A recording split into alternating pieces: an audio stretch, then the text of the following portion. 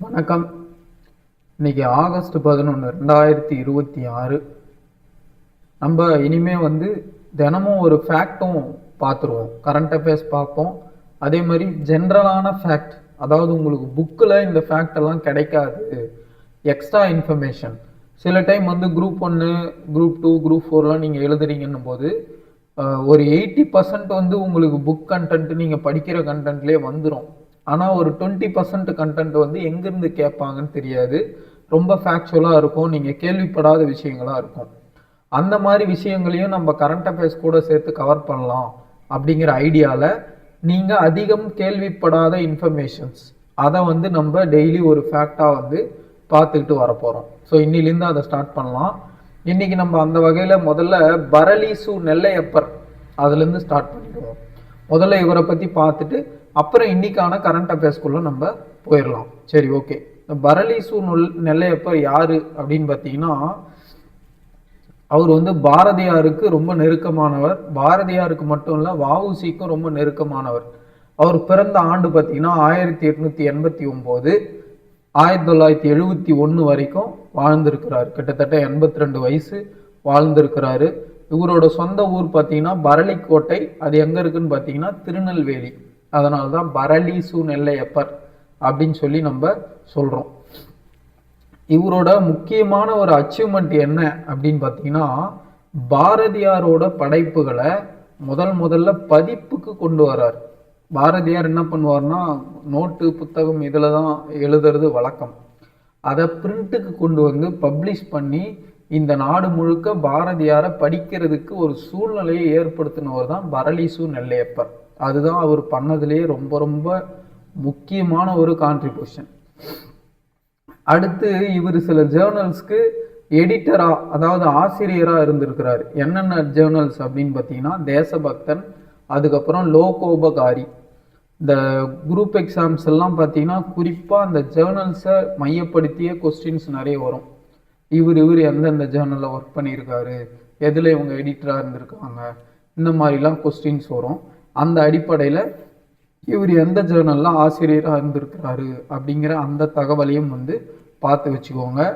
பாரதியார் 1908 தமிழகத்தில் இருந்தால் கைது செய்யப்படக்கூடிய சூழல் இருந்ததுனால அவர் பாண்டிச்சேரிக்கு தப்பிச்சு போகிறதுக்கு உதவி செஞ்சவரும் இந்த பரலீசு நெல்லையப்பர் தான்.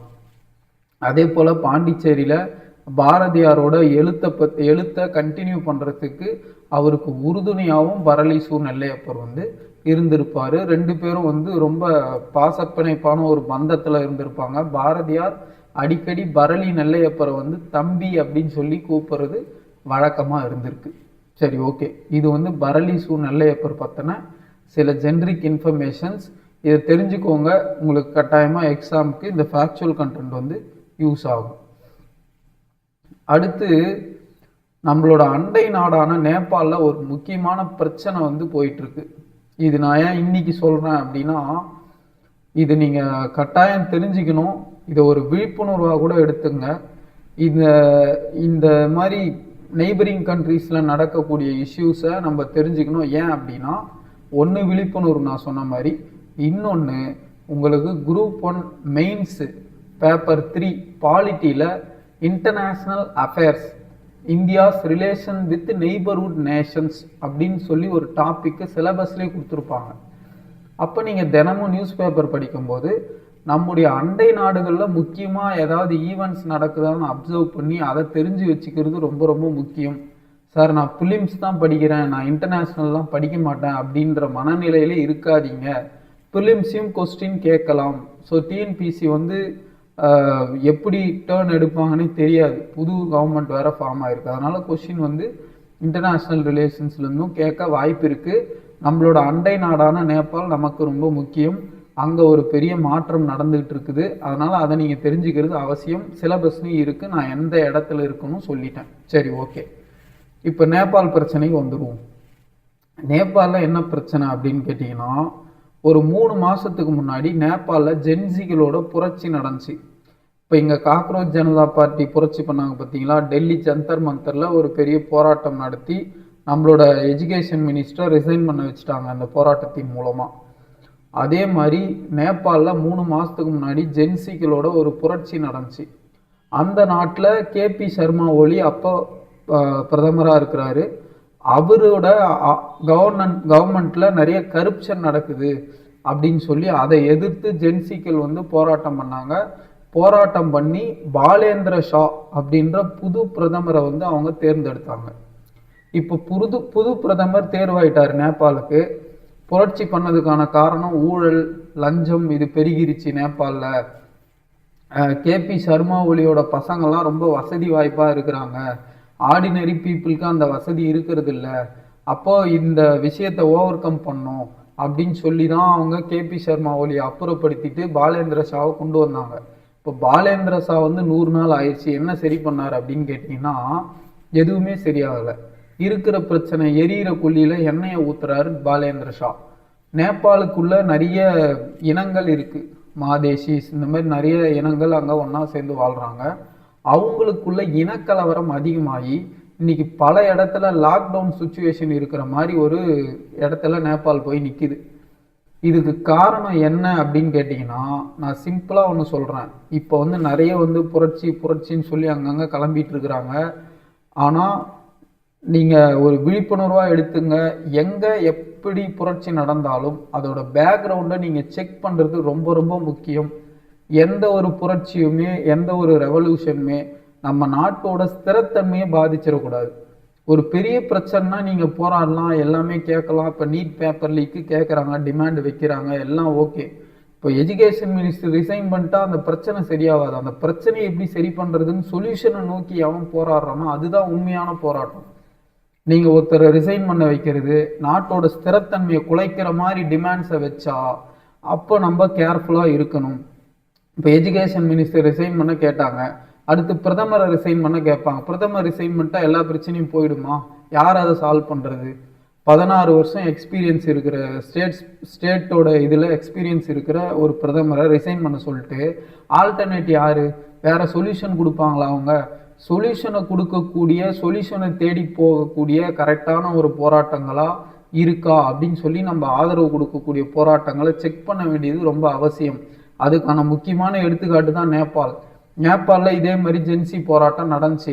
இதுக்கு பின்னாடி அமெரிக்கா இருக்கிறதா சொல்கிறாங்க. சார் அமெரிக்கா எதுக்கு சார் இங்கே வந்து போராட்டம் நடத்துறதுக்கு ஹெல்ப் பண்ணோம் அப்படின்னு கேட்டிங்கன்னா, நேபாளோட கேபி சர்மா ஒலி கொஞ்சம் கொஞ்சமாக சைனாவுக்கு க்ளோஸ் ஆகுறாரு.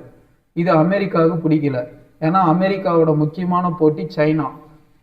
இன்னைக்கு பொருளாதாரத்தில் அமெரிக்கா கூட ஒப்பிட்டு பார்க்கக்கூடிய நிலைக்கு சைனா வளர்ந்துருச்சு. அப்போது சைனாவோட வளர்ச்சி பிடிக்காத அமெரிக்கா அதை சுற்றி இருக்கக்கூடிய அண்டை நாடுகளை தன்னோட கட்டுப்பாட்டில் கொண்டு வர பார்க்குது. தன்னோட கட்டுப்பாட்டுனா டைரெக்டாக மிலிட்ரி அமைச்சு கேப்சர் பண்ண மாட்டாங்க. அங்கே என்ன பண்ணுவாங்கன்னா சோசியல் மீடியாவை யூஸ் பண்ணி தகவல்களை பரப்பி, தவறான தகவல்களை பரப்பி ஜென்சிகளோட மனநிலையை அவங்க கேப்சர் பண்ண பார்க்குறாங்க. இதை ஒரு டெம்ப்ளேட்டாக அமெரிக்கா ஃபாலோ பண்ணுது.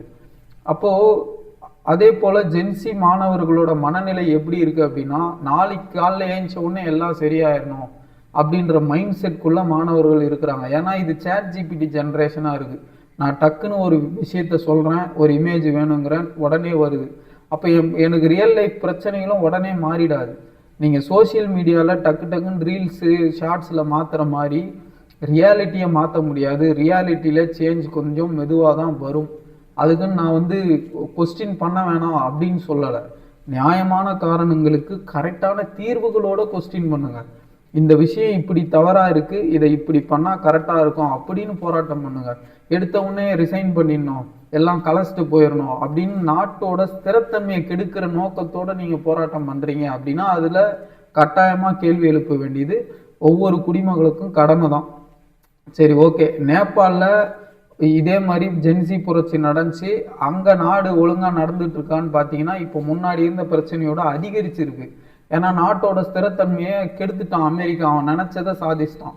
அப்போ அதே மாதிரியே டெம்ப்ளேட்டை இந்தியாவில் ஃபாலோ பண்ணக்கூடிய வாய்ப்புகள் அதிகமாக இருக்குது. ஏன்னா ஜென்சி மனநிலையை அமெரிக்கா சோசியல் மீடியாவை யூஸ் பண்ணி தனக்கு சாதகமாக மாற்றிக்கக்கூடிய ஒரு தந்திரத்தை ஃபாலோ பண்ணுறதுக்கு வாய்ப்புகள் இருக்குது. அதனால் ஜென்சியாக இருந்தாலும் சரி, மற்றவங்களாக இருந்தாலும் சரி, ஏதோ ஒரு போராட்டம் ப்ரொட்டஸ்ட் நடக்குது அப்படின்னா அதோட உண்மைத்தன்மையை ஆராய்ச்சி செய்யுங்க. போராடுறவங்களோட நோக்கத்தை கொஞ்சம் கண்கூடா இருந்து பாருங்க. அவங்க கேட்கறது சொல்யூஷனை நோக்கி போதா, இல்லை நாட்டோட ஸ்திரத்தன்மையை பாதிக்கிற மாதிரி இருக்கான்றதை ஆய்வு செஞ்சு அதுக்கப்புறம் அதுக்கு சப்போர்ட் பண்ணுங்க அப்படிங்கிறது தான் பல பேரோட கருத்தாக இருக்குது, எக்ஸ்பர்ட்ஸோட கருத்தாக இருக்குது. சரி, ஓகே. ஸோ இந்த நேபாள் எக்ஸாம்பிள் இந்தியாவில் ரிப்பீட் ஆகிடக்கூடாது அப்படிங்கிறதுக்காக தான் இதை நான் சொல்கிறேன். ப்ளஸ் நேபாளில் இது நடந்திருக்கு அப்படிங்கிறத நீங்கள் தெரிஞ்சுக்கங்க. ஏன்னா இது நம்மளோட நெய்பரிங் கண்ட்ரி, அதனால் குரூப் 1 மெயின்ஸில் இது சார்ந்த கேள்விகள் வரத்துக்கு வாய்ப்புகள் அதிகம். ப்ளஸ் நேபாள பிரதமர் பேரை தெரிஞ்சுங்க, பாலேந்திர ஷா. இதை பிலிம்ஸில் கேட்க வாய்ப்புகள் அதிகம். சரி, ஓகே. அடுத்து பார்த்தீங்கன்னா மக்கா கூட்டு ஒப்பந்தம், மக்கா ஜாயிண்ட் டிஃபென்ஸ் அக்ரிமெண்ட் அப்படின்னு சொல்லி ஒரு அக்ரிமெண்ட்டை சைன் பண்ணியிருக்கிறாங்க. யார் யார் சைன் பண்ணியிருக்காங்க அப்படின்னு கேட்டிங்கன்னா சவுதி அரேபியா, டர்க்கி, அப்புறம் நம்ம ஃப்ரெண்டு பாகிஸ்தான், இந்த 3 பேர் வந்து சைன் பண்ணியிருக்கிறாங்க. சார் இவங்க சைன் பண்ணுறதுனால நம்மளுக்கு என்ன பாதிப்புன்னு கேட்டிங்கன்னா, முதல்ல ஏன் சைன் பண்ணுறாங்கன்னு சொல்கிறேன். இப்போது யூஎஸ் ஈரானுக்கு ஒரு போர் நடந்துகிட்ருக்கு. ஈரானால் நேரடியாக அமெரிக்காவை போய் தாக்குதல் நடத்த முடியாது. ஏன்னா பல ஆயிரம் கிலோமீட்டர் அமெரிக்கா தள்ளி இருக்குது.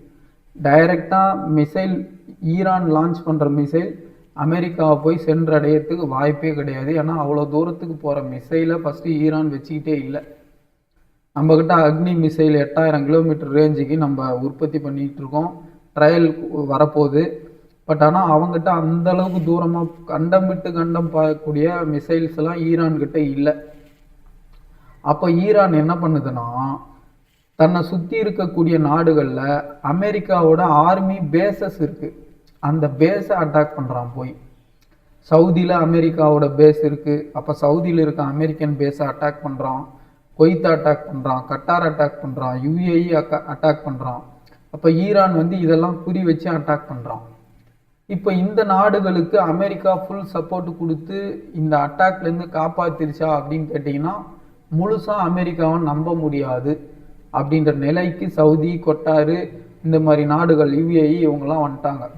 அமெரிக்காவை நம்ம முழுசாக நம்ப முடியாது, ஒரு பிரச்சனைன்னு வந்தால் எல்லாரும் கைட்டி விட்டு போயிட்டீங்க அப்படின்னு புதுப்பேட்டையில் தனுஷ் சொல்லுவார் பாருங்க. அந்த மாதிரி வந்து அமெரிக்காவை இப்போ இந்த அரபு நாடுகள் பார்க்குது. அப்போ சவுதி அரேபியாவுக்கு ஒரு மாற்று சப்போர்ட்டு தேவைப்படுது. அப்போ உடனே என்ன பண்ணுறாங்கன்னா, நியூக்ளியர் பவராக இந்த ரீஜனில் இருக்கக்கூடிய பாகிஸ்தான் கூட கைகோத்துக்க பார்க்குறாங்க. ஏன்னா அமெரிக்காவை இனிமேல் நம்ப முடியாது, நீ வா அப்படின்னு சொல்லி பாகிஸ்தான் கூட கைகோத்துக்கிறாங்க. பாகிஸ்தான் ஏன் இதுக்கு ஒத்துக்குது அப்படின்னா, பாகிஸ்தானுக்கு பொருளாதார வலிமை இல்லை. அவங்ககிட்ட நியூக்ளியர் பவர் இருக்குது, பொருளாதார வலிமை கிடையாது. ஆனால் சவுதிக்கு பாக்கெட் பெருசு, நல்ல பொருளாதார வலிமை இருக்கக்கூடிய ஒரு நாடு தான் சவுதி அரேபியா. அப்போது எனக்கு பொருளாதார ரீதியாக நீ உதவி செய்யி, நான் உனக்கு டிஃபென்ஸ் ரீதியாக உதவி செய்கிறேன்னு சொல்லி இவங்களுக்குள்ள ஒரு புரிந்துணர்வு வந்து ஒன்றா சேர்ந்துக்கிட்டாங்க. இந்த கூட்டணியில் டர்க்கியும் சேர்ந்துக்குது. டர்க்கியை சேர்ந்த எர்டோகன் அவரும் வந்து இந்த பேக்கில் சேர்ந்துக்கிறார். இப்போ இவங்க 3 பேரும் ஒன்றா சேர்ந்து ஒரு கூட்டு பாதுகாப்பு ஒப்பந்தம் அப்படின்னு சொல்லி ஒன்று கொண்டு வந்து 3 பேரும் சைன் பண்ணிக்கிறாங்க. ஆகஸ்ட் 7 இது சைன் ஆயிடுச்சு. இந்த ஒப்பந்தத்தோட நோக்கம் என்ன அப்படின்னா, இப்போ சவுதி மேலே ஏதோ ஒரு நாடு தாக்குதல் நடத்துதுன்னு வைங்க, ஈரானே தாக்குதல் நடத்துதுன்னு வைங்க. சவுதி மேலே தாக்குதல் நடத்தினா அது பாகிஸ்தான் மேலேயும் டர்க்கி மேலேயும் நடத்தின கணக்கு தான். அவங்களும் இதுக்கு சப்போர்ட்டாக இறங்கிடுவாங்க. என்ன அடித்தா அவன் வருவான் இவன் வருவான்னுவாங்க பார்த்தீங்களா, அந்த காலேஜில் கேங் வார்லாம் நடக்கும். என் ஃப்ரெண்டு மேலே கை வச்சிட்டியா நான் வரம்பர் அப்படின்னு அவங்களுக்கு அந்த நட்பு, அவங்களுக்குள்ள ஒரு பாண்டு இருக்கும், கேங்கு. அந்த கேங்கில் யார் மேலே கை வச்சாலும் அந்த கேங்கே வரும் சண்டைக்கு. அந்த மாதிரி இது என்ன பண்ணுறாங்கன்னா ஒரு கேங் ஃபார்ம் பண்ணுறாங்க. மெக்கா கூட்டு பாதுகாப்பு ஒப்பந்தத்தின் மூலமாக இவங்க ஒரு கேங்கை ஃபார்ம் பண்ணிட்டாங்க. இப்போ இந்த 3 பேரில் யார் மேலே கை வச்சிங்கனாலும் மற்ற 2 பேர் வருவாங்க. இப்போ இந்தியா பாகிஸ்தான் சண்டை நடக்குது, பாகிஸ்தான் மேலே இந்தியா ஏதோ மிசைலை லான்ச் பண்ணுதுன்னா அப்போ அதுக்கு சப்போர்ட்டிவாக சவுதி, டர்க்கி 2 பேரும் வருவாங்க. ஆல்ரெடி வந்து நம்ம பாகிஸ்தானுக்கும் இந்தியாவுக்கும் இந்த ஆப்ரேஷன் சிந்தூர் அப்போது சின்ன ஒரு போர் மூண்டு ஒரு பெருசாக வெடிக்கிற நிலைக்கு போச்சு. அப்போ பாகிஸ்தானுக்கு டர்க்கி ஓப்பனாகவே உதவி செஞ்சாங்க. நம்மளோட பகல்காம் டெரர் அட்டாக்கை எதிர்த்து நம்ம இந்தியா பாகிஸ்தான் மேலே சில தாக்குதல் தொடுத்தப்ப அதுக்கு டர்க்கி வந்து பாகிஸ்தானுக்கு சப்போர்ட்டிவாக வந்தாங்க. ஸோ ஸோ ஆல்ரெடி டர்க்கியும் பாகிஸ்தானுக்கும் ஒரு பேக் எண்டு உறவு இருக்குது. இப்போ இந்த ஒப்பந்தத்தின் மூலமாக அது வெளிச்சத்துக்கு வருது, வேற ஒன்றும் கிடையாது. ஸோ இந்த கூட்டு ஒப்பந்தம் பற்றியும் உங்களுக்கு குரூப் 1 மெயின்ஸ்லேயோ இல்லை குரூப் 2 மெயின்ஸ்லேயோ கேட்கறதுக்கு வாய்ப்பு இருக்குது. பிலிம்ஸில் கூட கேட்கறதுக்கு நிறைய வாய்ப்புகள் இருக்குது. அதனால் வந்து தெரிஞ்சு வச்சுக்கோங்க இந்த ஒப்பந்தம் பற்றி. இந்த மாதிரி யூஸ்ஃபுல்லான கரண்ட் அஃபேர்ஸ்க்கு நம்மளோட சேனலை சப்ஸ்கிரைப் பண்ணி வச்சுக்கோங்க. உங்களோட ஃப்ரெண்ட்ஸ்க்கும் சொல்லுங்கள். ஓகேவா? நம்ம சேனல் இருக்குது, இந்த மாதிரி கண்டென்ட் இருக்குது அப்படின்றத உங்கள் ஃப்ரெண்ட்ஸ்க்கும் சொல்லுங்கள். தேங்க்யூ.